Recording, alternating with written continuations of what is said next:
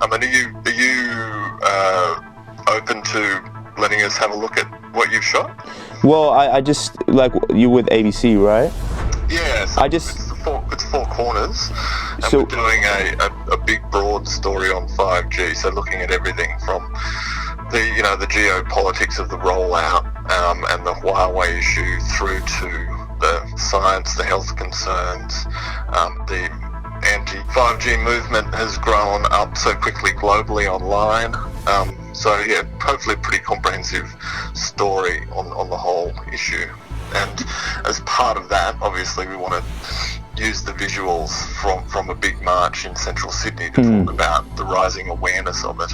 Well, we've got good vision of everybody marching, and we'll make it clear that it was a whole bunch of people marching on a whole bunch of issues, but we want to zero in then on Naomi because that's the most relevant part to our story. Yeah, a few media platforms, quickly labeled it, as anti-vax and anti-this and anti-that, when in reality the whole protest was about choice and freedom of choice and speech. Yeah, that came across really well.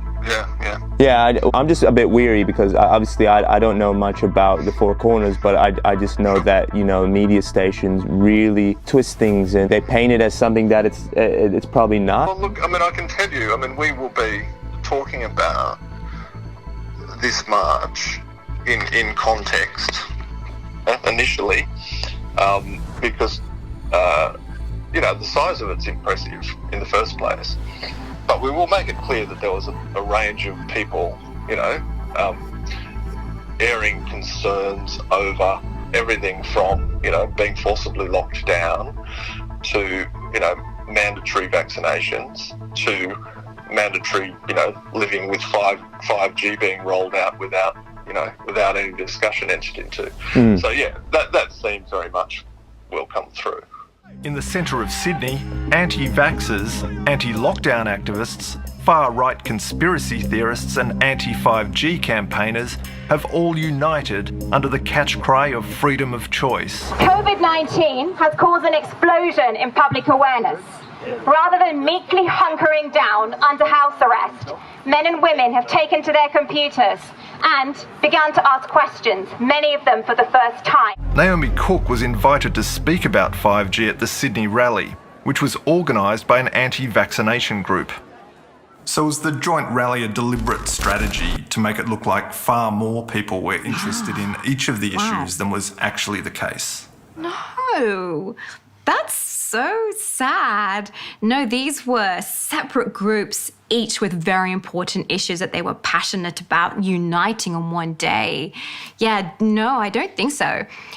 Certainly, in our groups, for example, we never said this was a 5G rally. No, I don't think so. You'd have to be pretty dishonest to do something like that. That goes to my next question about 5G. And what are your thoughts on that? And should we have a choice in that infrastructure going up and the ability to ask if it's safe?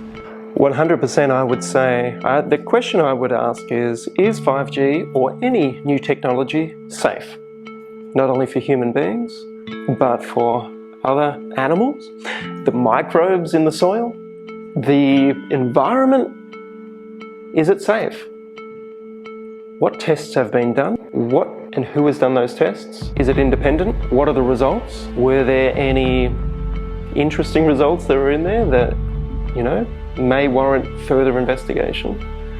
Or is it just a blanket statement that technology is advancing at a rapid rate and we just need to go with the flow? What sort of hard facts have you come across about 5G? Because people seem to really not know, but know. Exactly. Well, there's a couple of things. First of all, we know from thousands of studies that have been done that harm has been found already from the things we're currently exposed to, from our cell phones, from Wi-Fi. So we already know that, but that science is usually just not mentioned by the regulatory bodies and by our politicians, but it is there. Anybody can look at it. Anybody can see it. So there is an evidence base that has found harm.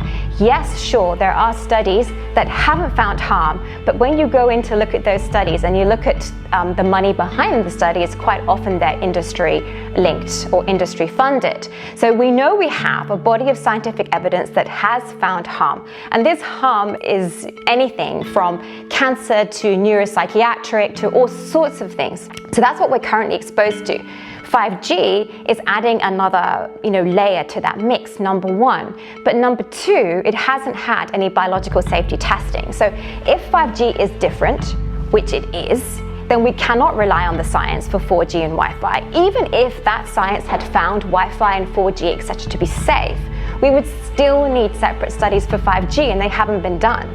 So there's been no studies? Absolutely no biological safety tests done on the entire range of 5G with all its proposed range of frequencies, pulsations and nanopulsations. There are some studies that have been done on select frequencies within the 5G spectrum. So there are some things, and perhaps some of those studies haven't found harm. But those studies are not 5G, because 5G is a range of frequencies with a range of pulsations and nanopulsations. So you can't say 5G is safe because this one study on 60 gigahertz didn't find any damage to the eyes of rabbits or whatever. So that isn't proof. You need to look at the entire proposed range of frequencies with the pulsations and nanopulsations. Up until 4G, we've got the microwave spectrum. 5G is the millimeter wave. And so they say, it's going to just be lightly dispersed in the outer layers of the skin. It's going to hit us as humans, but it's going to just cause some minor heating in the outer layers of the skin. What? And you're not going to test it? What? It's only going to cook you a little bit, but don't worry about it? You are saying that it is having a biological effect. If it's heating the outer layers of your skin, it is causing a biological response. What happens to humans when you are constantly being pulverized with a millimeter wave that heats the outer layers of your skin? What about babies? What about pregnant women? Because we know that the amniotic fluid transmits EMR at a higher density. It's crazy. Yeah. And so it's so easy to conveniently dismiss it as non-harmful because it can't be seen and it can't be heard. So one thing that I like to do with my activism is I have these little EMF measuring devices, and you can turn them on and it will show you that it's picking up something. So there is something there, and that really hits home to some people. We are electromagnetic beings. We are electromagnetic in our essence on a cellular level and beyond that. So of course we interact with these fields. Here in our town, the overwhelming majority of people voted against, well, not voted, but they put in their non-consent essentially. We don't want that here. They're trying to go ahead and build it anyway. So they're not listening. Then with the emails that we send to Telstra, which is the company trying to put the 5G towers in, they send emails back saying, oh, thanks for voicing your concern. We're going ahead because our PANZA, which is the regulatory body here, says that it's safe. And then you send an email back saying, no, I didn't ask for that.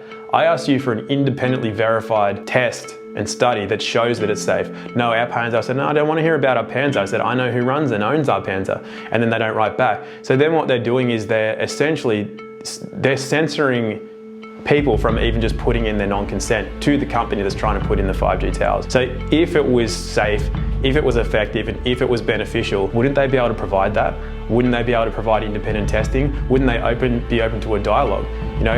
If I have something that's of value to you, I don't need to force it on you, That's just a natural law. You don't need to force something onto somebody that's going to be a benefit, because they should be able to see it. You should be able to show it easily with transparency, and then they'll ask for it. They'll say, hey, look, that sounds great, I want that. Not the way they're doing it with 5G. So you only have to look at the way they're going about it to see that there's something hugely wrong with it. About putting it out there, and if we don't say anything. Yeah. Implied consent. Say Telstra, for example, they're like, the new Samsung Galaxy 20 whatever, or the new iPhone 50, it's 5G, it's gonna be the first and best 5G phone. That's them saying we're putting 5G out. But they're packaging a phone, they're like, whoa, I can watch Facebook faster than I can watch it now. I want 5G, that's what the average person's gonna think. So they're saying we're putting 5G in, but they're packaging it within this phone, this gadget. It's gonna be better, your life's gonna be way better, because you can watch porn faster than you could before, it's a marketing thing. So here's the benefit.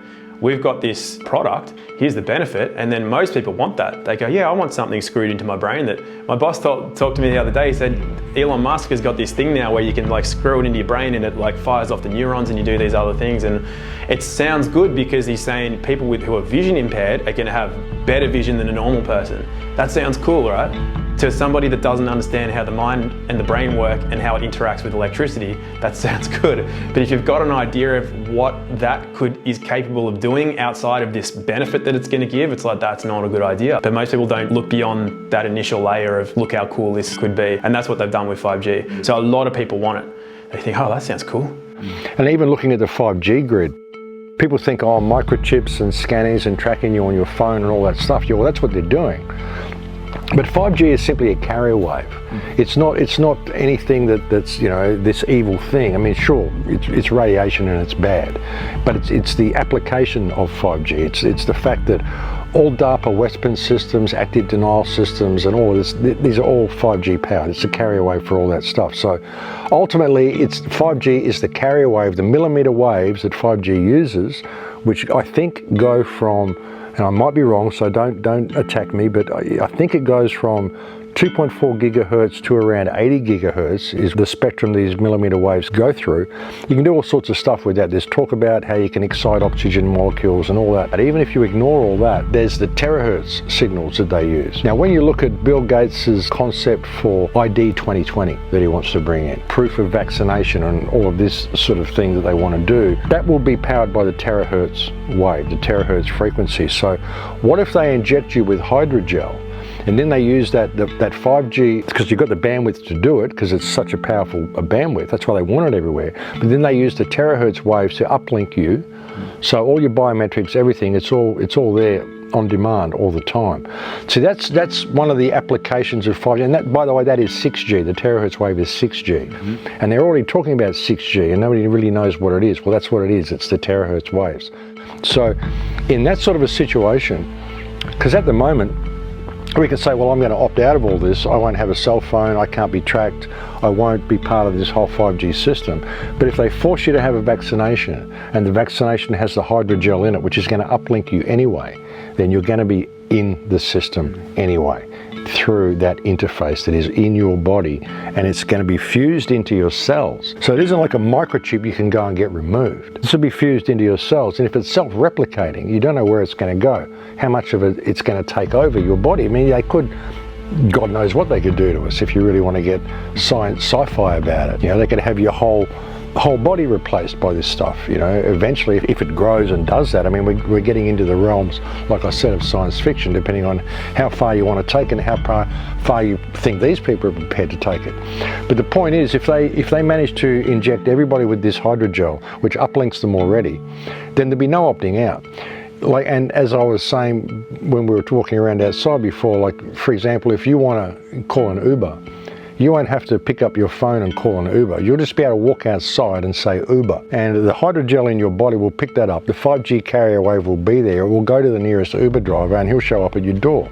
He'll have facial recognition. He'll know what you look like. It'll all be there because the hydrogel will have all linked it all up together. And we're already hooked up. You know, so that means everything you say, everything you think, everything you do is being tracked. All of your biometrics are being tracked. If you're on any exotic drugs that are illegal, if you're smoking some weed or something like that, it's all in your biometrics. It's all picked up by the machine. This will be worse than being in any type of prison.